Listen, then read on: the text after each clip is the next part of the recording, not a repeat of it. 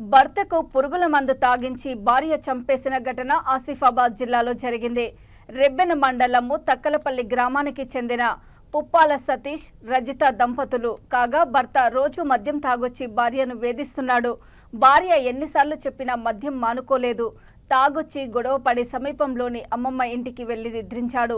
ఇదే అదునుగా భావించిన భార్య అక్కడకు వెళ్లి పురుగుల మందు మద్యం గ్లాసులో కలిపి అతనితో తాగించింది. తాగిస్తున్న క్రమంలో స్థానికుడు ఒకరు గమనించి కుటుంబీకులకు విషయం తెలపగా వారు వెంటనే అక్కడికి చేరుకోగా మంచంపై సతీష్ నురుగల కక్కుతూ కనిపించాడు. కొద్దిసేపటికే మృతి చెందాడు. మృతుడి తల్లి అమృత ఫిర్యాదు మేరకు రజితపై కేసు నమోదు చేసి దర్యాప్తు చేస్తున్నట్లు సీఐ తెలిపారు.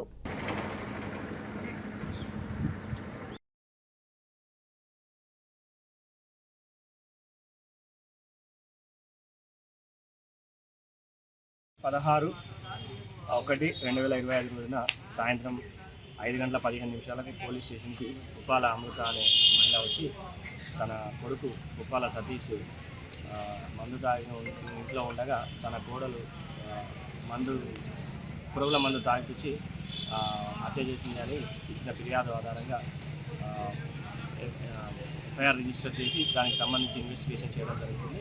అందులో భాగంగా పుప్పాల రజిత పైన కేసులు నమోదు చేయడం జరిగింది.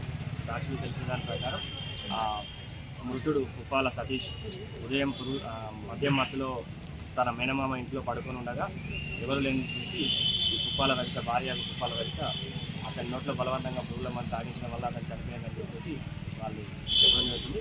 ఇది విచారిస్తున్నాం. ఈ విచారణ అనంతరం నిందితురాలపై చర్యలు తీసుకోవడం జరుగుతుంది.